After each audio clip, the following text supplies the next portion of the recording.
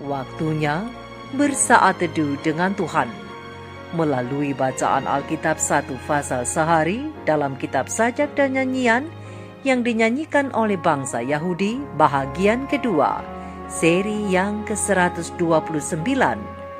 Kitab Mazmur pasal 129, terluput dari kesesakan. Mari baca Alkitab, mari dengar Alkitab, dan mari lakukan apa yang tertulis di dalam Alkitab. Maka iman dan pengharapanmu tidaklah sia-sia. Tuhan Yesus memberkati. Salam kasih dan doa dari Rumah Produksi Endang Silitonga Tanjung Bible Audio Ministry.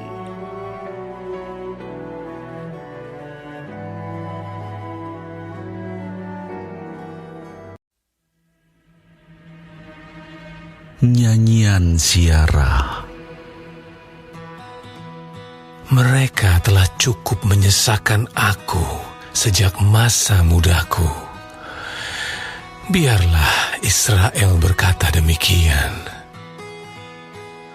Mereka telah cukup menyesakkan aku sejak masa mudaku, tetapi mereka tidak dapat mengalahkan aku.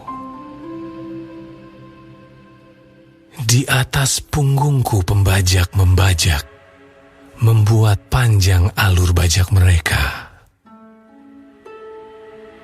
Tuhan itu adil, Ia memotong tali-tali orang fasik. Semua orang yang membenci Sion akan mendapat malu dan akan mundur. Mereka seperti rumput di atas sotoh yang menjadi layu sebelum dicabut, yang tidak digenggam tangan penyabit atau dirangkum orang yang mengikat berkas, sehingga orang-orang yang lewat tidak berkata, "Berkat Tuhan atas kamu." Kami memberkati kamu dalam nama Tuhan.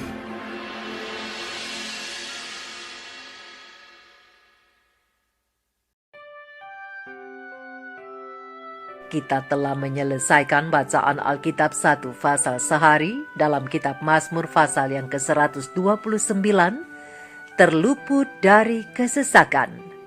Sedikit perenungan melalui pasal ini. Sahabat-sahabat firman di mana saja berada, Mazmur pasal yang ke-129 ini adalah sebuah mazmur nyanyian untuk merayakan pembebasan nasional bangsa Israel. Dan dalam mazmur ini, pemazmur berbicara tentang cobaan-cobaan yang telah dilalui oleh Israel sebagai suatu bangsa, dan tentang bagaimana Tuhan menyelamatkan mereka dan membuat bingung musuh-musuh mereka itu. Mazmur ini bernuansa pedesaan dengan banyak kiasan yang menggunakan kegiatan pertanian.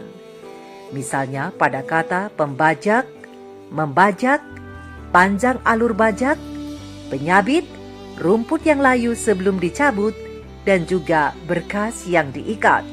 Pada ayat yang ketiga, 6, dan ke-7.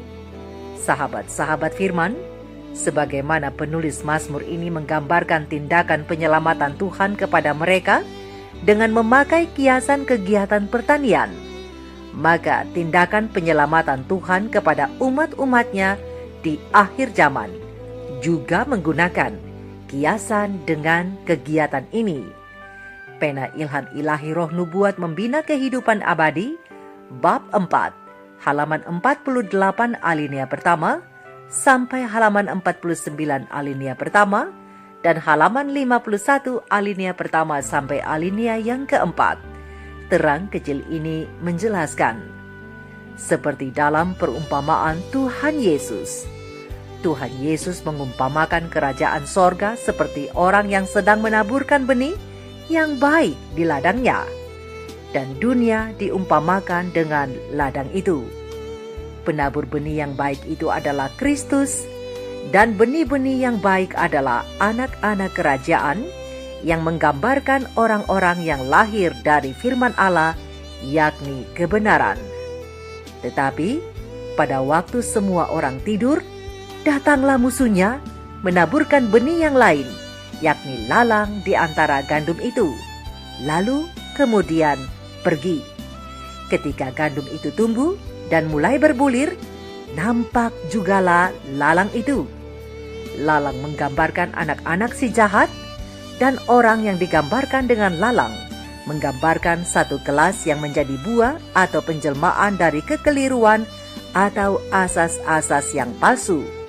Dan musuh yang menabur lalang itu adalah iblis. Pekerjaan Kristus bagi keselamatan manusia dilaksanakan melalui jemaat, dan Roh Kudus telah datang ke seluruh dunia. Di mana-mana Roh Kudus bergerak dalam hati manusia. Tetapi di dalam jemaatlah umat-umat Tuhan bertumbuh dan menjadi matang untuk lumbung Allah. Tetapi pengajaran dari perumpamaan Kristus bukanlah mengenai penghukuman atau tuduhan terhadap orang lain, melainkan kerendahan hati dan jangan percaya kepada diri sendiri. Karena tidak semua benih yang ditaburkan di ladang merupakan biji yang baik. Kenyataan bahwa manusia yang berada di dalam jemaat tidak semuanya membuktikan bahwa mereka sebagai umat Allah. Lalang itu amat menyerupai gandum, manakala tunasnya masih hijau. Tetapi bila ladang itu menguning, siap untuk dituai, maka rumput-rumput yang tidak berguna itu, yang tidak menyerupai gandum yang merunduk karena bulir yang penuh dan matang. Seperti itulah orang berdosa, yang berpura-pura saleh, yang berbaur dengan pengikut-pengikut Kristus dan berlagak sebagai umat beragama. Ternyata mereka akan menipu banyak orang. Tetapi pada masa penuaian dunia, tidak ada kemiripan di antara yang baik dan yang jahat. Barulah orang yang telah bersekutu dengan umat Tuhan, tetapi tidak bersekutu dengan Kristus, dinyatakan. Lalang-lalang diizinkan bertumbuh di tengah gandum, mendapat segala keuntungan dari matahari dan hujan. Tetapi pada musim menuai, engkau akan melihat kembali perbedaan antara orang benar dan orang fasik, antara orang-orang yang beribadah kepada Allah dan orang yang tidak beribadah kepadanya. Kristus sendiri akan menentukan siapa yang layak tinggal bersama keluarga sorga, dan Kristus akan menghukumkan setiap orang sesuai dengan perkataan dan perbuatannya. Pengakuan tidak berarti apa-apa pada saat itu, karena tabiatlah yang menentukan nasib.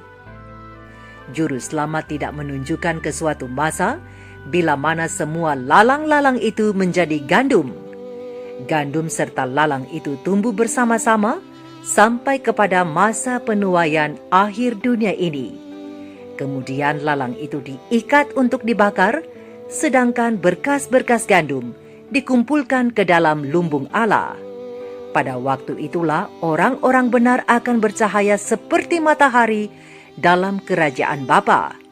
Kemudian anak manusia atau Kristus akan menyuruh malaikat-malaikatnya, dan mereka akan mengumpulkan segala sesuatu yang menyesatkan dan semua orang yang melakukan kejahatan. Semuanya akan dicampakkan ke dalam dapur api. Di sanalah akan terdapat ratapan dan kertakan gigi.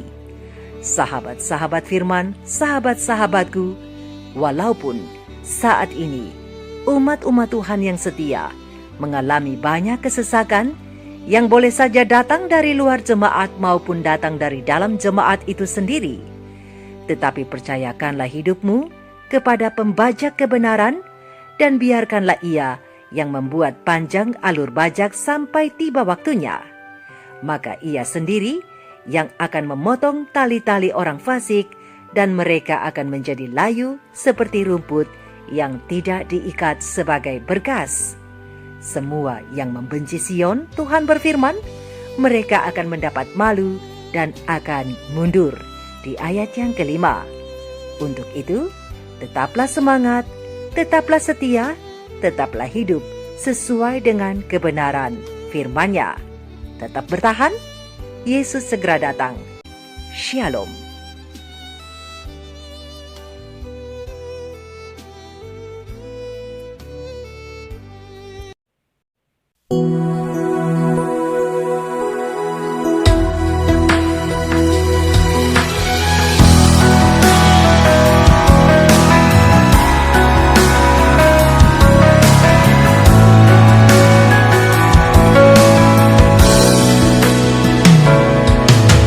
Berakar dalam kasih karuniamu, bertumbuh terus oleh benih firman-Mu, berbuah lebat bagi kerajaan-Mu. Ini panggilan sejatiku, ya Tuhan, ku percaya di tangan-Mu, Kau pasti membangun hidupku menjadi seindah yang Kau rancang, yang memuliakan nama-Mu dan berarti di tengah dunia seperti gandum dan bukan lalat. Berakar dalam kasih karuniamu, Ku bertumbuh terus oleh benih firman-Mu, dan berbuah lebat bagi kerajaan-Mu.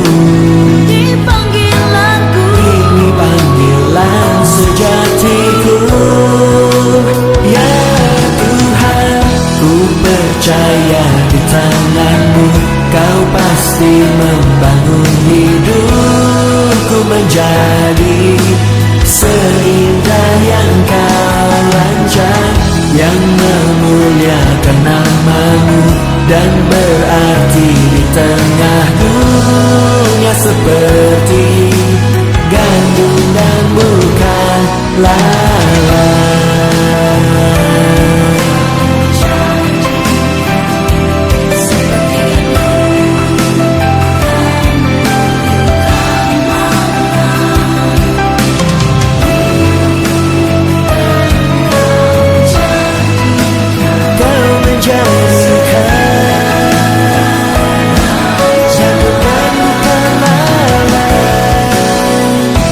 Percaya di tangan-Mu, Kau pasti membangun hidupku menjadi seindah yang Kau rancang, yang memuliakan nama-Mu dan berarti di tengah dunia